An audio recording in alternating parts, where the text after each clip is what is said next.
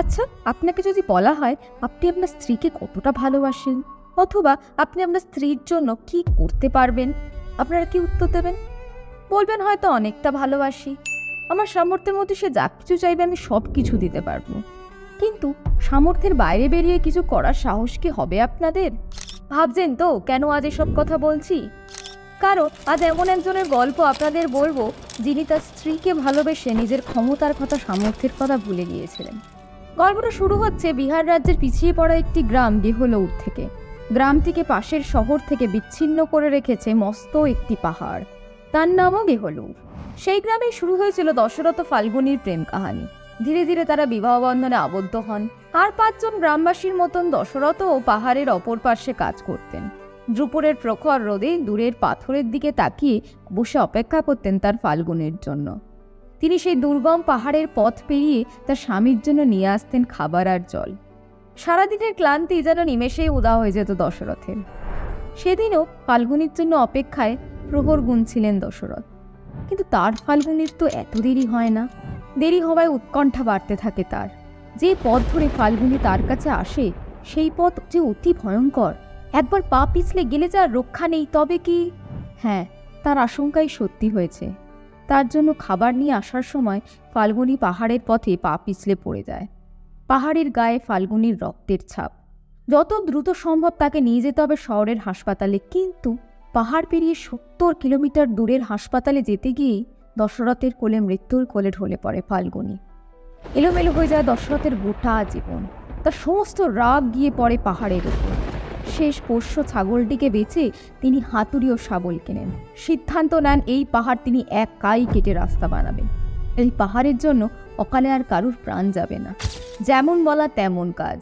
রাস্তার কেউ কিছু জিজ্ঞেস করলেই বলেন, এই পাহাড় কাইটিয়া রাস্তা বানাইয়া ছাড়মু। লোকজন দেখতে আসে আর টিটকিরি দেয়, হো মাঝি, পাহাড় কাটা আর কত দূর। আবার কেউ বলে, আহারে বেচারা, বউটি মারা যাওয়ায় বেচারার মাথাটাই গেছে। কিন্তু কে কার কথা শোনে? পাহাড়ের গায়ে চলতে থাকে সাবুরি হাতলের আঘাত। কিন্তু শক্ত পাথর এক বিন্দুও সরে না। উল্টে হাতুড়ির ছিটকে আসে দশরথের গায়ে। যন্ত্রণায় চিৎকার করে ওঠে দশরথ। আবার হাতুড়ি তুলে নেন হাতে। তার বুকে জমে থাকা ক্ষতর কাছে এই সামান্য ক্ষত কিছুই না। অতি সামান্য খাবার খেয়ে না ঘুমিয়ে দিন রাত চলতে থাকে তার সংগ্রাম। মাঝে মাঝে গ্রামের মানুষের বিভিন্ন জিনিস পার করে দিতেন দশরথ। তা দিয়েই যা সামান্য উপার্জন হতো তাই দিয়েই তিনি তার সন্তানদের ভরণ পোষণ করতেন। এইভাবেই কেটে যায় বছরের পর বছর। হঠাৎ করে গ্রামে একবার দেখা দিল বিশাল খরা। গ্রামবাসীরা প্রায় সবাই গ্রাম ছেড়ে চলে যায়। দশরথের বাবা তাকে অনেক বোঝাবার চেষ্টা করেন, কিন্তু ব্যর্থ হন। কেটে যায় 10টা বছর। হঠাৎই একদিন পাহাড়ের গায়ে চিড় দেখা যায়। ধীরে ধীরে বাড়তে থাকে ফাটল। এইভাবে কেটে যায় আরও 22টা বছর। 1982 সালে শেষ পাথরটি কাটার পর তীব্র আক্রোশে পাথরটিকে ঢালু পথে লাথি মেরে ফেলে কান্নায় ভেঙে পড়েন দশরথ। খবর পেয়ে লোকজন ছুটে এসে দেখেন পাহাড়ের বুক ছেড়ে বিস্তৃত হয়েছে 360 ফুট লম্বা এবং 30 ফুট চওড়া রাস্তা। গ্রামের লোকেরা নিজেদের চোখে তো বিশ্বাসই করতে পারেন না। এতদিনে যেন তিনি তার নিজের প্রিয়তমার মৃত্যুর প্রতিশোধ নিতে পেরেছেন। কিন্তু এখানে যে থামলে তার হবে না। এই রাস্তাকে পিচ ঢালাই করে মেন রোডের সাথে যুক্ত করতে হবে এবং তার জন্য তাকে যেতে হবে ভারতের প্রধানমন্ত্রীর কাছে। তিনি পায়ে হেঁটে পাড়ি দিলেন দিল্লিতে। কিন্তু সেখানে গিয়ে তার উদ্দেশ্য সফল হতে পারেননি। পরবর্তীকালে দশরথ মাঝিকে সম্মান জানিয়ে প্রাদেশিক সরকার তাকে 5 একর জমি প্রদান করেন। সেখানে তিনি হাসপাতাল তৈরি করেন। তার নামে সেই রাস্তার নামকরণ হয় দশরথ মাঝি রোড।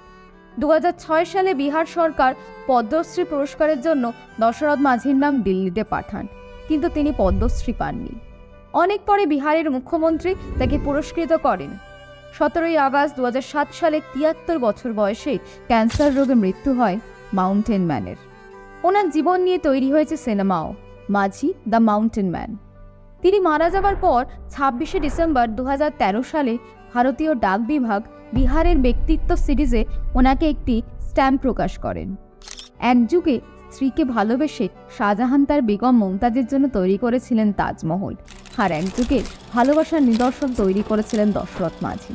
প্রত্যেকটি ভালোবাসার মানুষের কাছে তার এই কষ্ট অমর হয়ে থাকবে।